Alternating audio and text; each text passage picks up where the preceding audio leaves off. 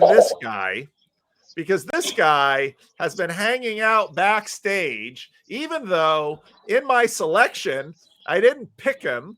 But I'm just gonna bring you on just for sheer doggedness and determination. Uh-oh, you're really loud. Oh, sorry about that.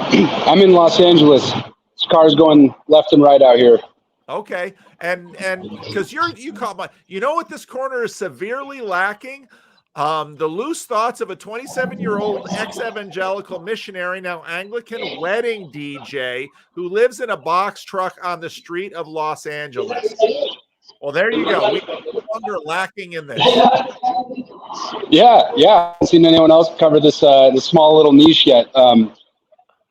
In short, I think DJing, once I got the symbolic lens from Pajot, I've been a DJ my whole life. And once I got the symbolic lens and I started to look at like record A, record B, I'm blending between them. There's like a sweet spot in the middle.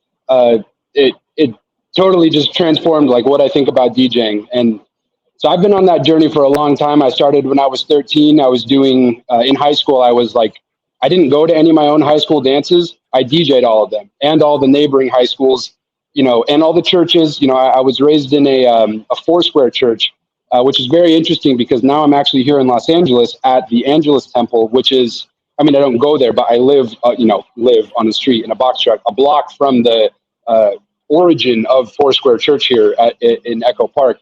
And so I've grown up DJing for lots of Foursquare churches, DJing for Young Life, DJing for youth groups. I just like my hometown's DJ. I did it all the time, everywhere. And I started to kind of, you know, out of high school. Well, okay, so right out of high school, I joined the Christian Missionary Alliance and moved to Paris. And I was in Paris for about a year and some change. This was during the midst of the Syrian refugee crisis, and I was doing documentary work to help with the humanitarian relief at the midst of all of that. And the whole time I'm thinking, like, I was expecting to get this kind of like bigger spiritual kind of picture of Christianity, because it's like I'm going from my little small town where I was doing all this Foursquare. I don't know. I was really involved. Like I was in Young Life. I was in Awana. I don't know if you've heard of Awana, but when I went to the Chino conference, one of my main things I was hoping for is like, please let me find somebody who grew up in Awana and is as weird as I am, because Awana just turns you into a freak, man.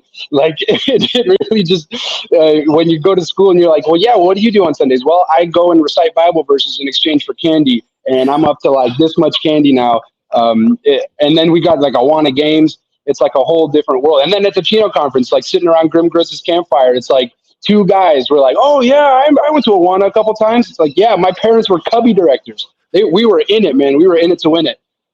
So like I have so much love and so much appreciation for like the evangelical world that I came from. But kind of at the same time, this guy says I dominated Awana. That's my dad right there, man. We had the crowns all filled out and everything. Yeah. So I went into the Christian Missionary Alliance after high school. You know, I'd left the DJing thing kind of by the wayside. I mean, I was like, okay, time to have an official job. Let's do something real. And luckily, I was able to like have my hometown and my home high school like help fundraise for the mission trip. It was like $20,000 or something like that. We're all saving up. We're all going. And I get out there to Paris, and like the experience was really. Sorry, hopefully this doesn't get too loud. There's some typical LA business going on here. Hold on. I'll let him pass. Oh, good. It's going the other way. I don't know maybe it was unfair of me to expect this like higher level of spirituality from a mission trip, but the church that I was a part of there, and no shame to them, like I still love them all. I still keep in contact with them, but I still had this like, I was very intellectual, and I think we were at a Trinitarian church at Paris was our home church, and I was going to all these bases, and like the one-on-one conversations and the stories I was getting in this documentary work, it was very cool and impactful and stuff, but there was still this like kind of intellectual chasm, you know. Nothing in Foursquare is very theology based. It's all very relational. It's all very pastoral. It's very mundane, I guess you could say. And right as I get back from the mission trip, I'm like, screw it. I'm going back to DJing. I got a trailer. I moved down to Los Angeles. This is now 5 years ago. I moved down to Los Angeles, and after a couple years of working at Best Buy, I met Stanley from The Office at Best Buy. I helped give him his TV, get it all set up. And I set up a TV for Andrew Dice Clay, the Dice Man. I know. He's like, what do you want to do here in LA, kid? I'm like, well, I want to be a DJ. He's like, you know what you got to do? You got to put a carrot on your head, call yourself Carrot Head. You're going to be the #1 DJ in the world, kid. He's like giving me DJ advice. I'm like, okay. Well, eventually what had happened was I got into a music venue, right? So like it's in Echo Park. It was a giant warehouse when I started renting it out. And this was like early 2020, I'm like, okay, music venue. Here's how we're going to do the DJ thing. I've always been not wanting to participate in the normal hierarchy of like the DJ world. Obviously I'm a Christian. And so like clubs is it's a thing you don't want to really just like spend your life, doing. But if I could add in a little tiny point about the Jonathan Pajot thing, it's like, I remember one time Jonathan was talking about how his quest for creativity led him ultimately to the church, and how making icons is his way to participate in the literal church, but using his like this artistic physical means. Well, right. I clearly like got this whole different lens on wedding DJing, because it's one of the several types of things that I DJ for. Obviously I do youth groups and do all this kind of stuff like that, but I'm like, oh my gosh, like when I'm DJing for a wedding, obviously the wedding's not about me or anything, but there is a moment in time where if I don't do my job right, this union is not, there's a very important thing that happens on the dance floor that night. You know what I mean? It is where everything comes together, everything gels. The first dance, the mother son, the father daughter. These are rituals. When Pajot started talking about this ritual thing, my eyes were just open. It's like, oh my God, I'm the shaman. Like I'm the shaman at this wedding. Like bringing this, evoking the, and I have to know the right songs, and it's very cultural and it's very contextual. I've DJ'd several weddings like outside of the U.S. and it was very eye opening to me too there to see like, what is the norm and what's the standard here, and how do I still provide the service that I need to do, but still bring all these people together? So back into LA, I'm at the venue and COVID happens. I got my venue. I signed my lease like a month before COVID happened. I'm like, here we go. I want to be outside of the system. I'm going to make my own venue. I'm going to DJ. It's going to be wholesome. It's going to be lovely. It's going to be sweet. A month later, COVID happens in Los Angeles. The lockdown in Los Angeles. It was hard. It was Gestapo, man. It was harder here than it was anywhere else. So I am fighting tooth and nail for the first like 4 months to try to just allow myself to have a show. Obviously, that gets shut down pretty quickly. I revert back to doing private shows. And so I'm doing like, looking both ways, sneaking 10 people in the door, and we're doing like a karaoke night for like someone's birthday party or something like that. But obviously, because of COVID, I was never able to get the venue off the ground, really. It just kind of like fizzled out. And it all came to a point about a year and a half ago. I'm like 3 months behind on rent. I haven't done a profitable show in who knows how long. And my car gets smashed as it's sitting on the side of the, and I'm like, oh, that's lovely. And you don't have insurance. That's awesome. Cool. And I only have liability. Great. Love that for me. So I'm back in the venue. I have no idea what to do. And a second time, my car gets smashed. So now it was in drivable condition. Now at this point, the hatch is falling off. It was like a Honda, like a newer Honda. Hatch has been falling off. It's like lumping its way down the road. And I'm like, and you don't have insurance either. This couldn't get any worse, possibly. Finally, the third crash happens. By the way, if you have a car and you need to get it like cashed out for insurance purposes, park it on Alvarado Street. Someone will hit it eventually. Finally, the last guy hits the car and he has insurance. And I'm like, yes, this is my lucky day. Like I was excited that finally someone had hit my car, because I'm just hoping someone would hit it who has insurance. So finally, this guy has insurance. I get a $12,000 check, which is insane because I bought the car for like $10,000. It was at the peak of the chip shortage when used cars were, going way up in value. So I'm like, no, this is the best thing ever. I got $12,000. And that is when I made maybe the best decision, maybe the worst decision ever. I flew back home to Washington State. So I'm from the Pacific Northwest. I'm from a very small town in the Northwest, a forest. My grandparents own 36 acres of land up there. And there's only one house, a single story Sears mail order, like located home on the top of the mountain on that 36 acres. It's where I was born. It's where I was raised.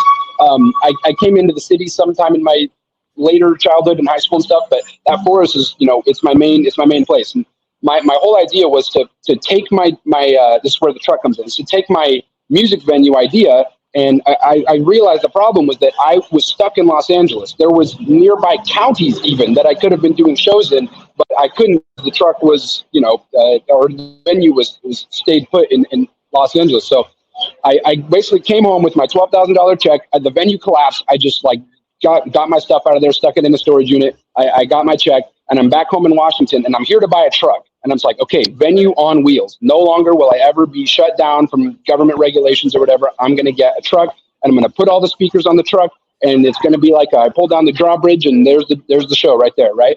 And so the first place that I visited, because I hadn't seen them in a while, was my grandparents, which they're the ones who live on that big 36 acres of property in this big mountain. I was just picturing getting one on like Facebook Marketplace or OfferUp or something. It's just cars are generally cheaper in Washington than they are in California. But I go and visit my grandparents, and Papa's like, hey, Trevor, I haven't seen you in a while. What you up to? And I'm like, well, I'm here and I'm looking for a late 80s Ford F700 diesel box truck with a manual transmission.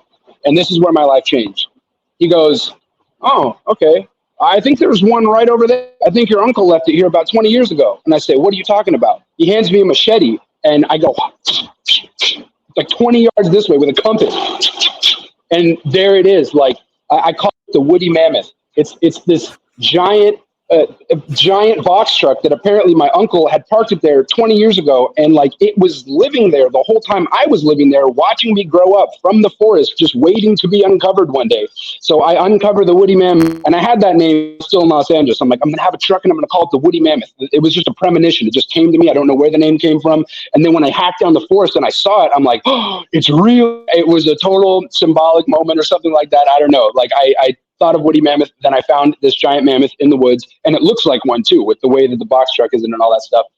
And so then, this is a year and a half ago at this point, I spent the next year and a half living out of my parents' attic, Harry Potter style, just like kicking myself because I did not know how to fix this truck. I didn't know. I was not a diesel tech. I was not the forest is very cruel to vehicles. It was a total rust bucket. Luckily, the engine still ran, but it needed a whole new rear axle. It needed to get pulled out of the forest in the first place. New wheels, new tires, new brakes.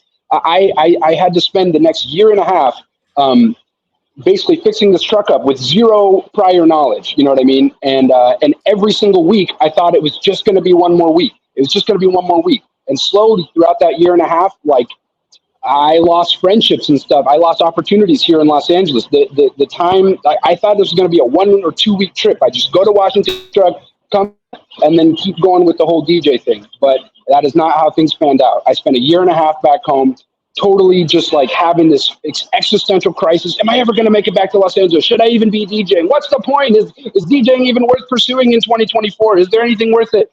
And one day, right before Christmas this year, I start the truck and it keeps running, and then nothing is hindering the vehicle's continued operation. So I slammed the gas pedal in second gear and I had down I-5 all the way down. I'm like, please keep going. Don't stop. No fast go. No cost $200. I'm just going. And then right around Christmas time, I made it back here. I went straight to my church. So, that's a little tiny piece of it is like, I kind of stopped going to church when I got back from the mission trip, and I was just kind of like burnt out on Christianity. And I was kind of frustrated, honestly, that nothing that happened during that trip basically was like spiritually deep or anything like that. There was no theology. I guess I was kind of thinking of it like, oh, I'm basically going to Bible college, but not really. I'm just going on this mission trip, and it just didn't have the whatever for me. But one of the guys who was on my video team back there, he's an older guy, his name's Josh. He texted me one time and he was like, dude, I know it's been a while since either of us has been to church. I know that whole experience in Paris was kind of weird and stuff. And, think of what time it was at that time, like Syrian refugee crisis. This is like 2015, 2016. I was such a modernist there. When I lived in Paris, I hated everything old. And I'm so complete opposite right now. Like, I wanted to spend all my time in the modern area. I was so modern. I was very techie. I was very, just not ancient, not medieval at all. And he texted me. He's like, dude, I think you should try going to an Anglican church. And this is before Pajot even talked to me about liturgy or anything like that. He just said, we found one out in Louisiana. We love going to it. And I can't really explain why, but you should go try it. And so I go in Los Angeles, Instagram, and I just find like the coolest looking Anglican church. I show up. And the very first service I go to, it's the husband and wife pastor couple, and they're saying at their service, they're like, "Hey guys, stick around at the end of service. We have a little announcement to make." And the announcement they make is, "It's been a lovely 7 years with you guys, but we are leaving this church." And so my very first service at an Anglican service, the pastors are basically saying, "We're leaving. Here's a bunch of chaos you guys got to deal with. We're going to have an interim pastor. We're going to have all this stuff." And I'm just like, this is what I was raised in. This is like, not what I was raised in, but this was what I was born for. I know how to serve at church. I know how to help out with stuff. I know how to pick up chairs, 6 stacks high. This is my game, man. Bring me in. So I immediately sucked myself into that church, and it's been my home church ever since. The whole year back in Washington, it was very painful to not have them in my life. But now I'm back in the church, and things are moving steadily. I mean, I got the truck, the Woody Mammoth. I'm working on creating like a show. I kind of think of like the have you ever seen like the medieval image of a passion play, where it's like a big like a big cart moving through the town? Oh man, hold on. Okay, got 5%. I got 5% battery, Paul. So we're gonna bring this thing all the way to the end here. The passion play is like this medieval idea that you have this wagon traveling from village to village with like some sort of a show. Here we go. Here we go. Okay, all right, let it ride. This is the typical craziness.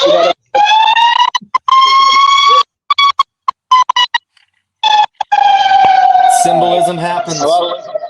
Symbolism happens. That's right. That's right. So Trevor,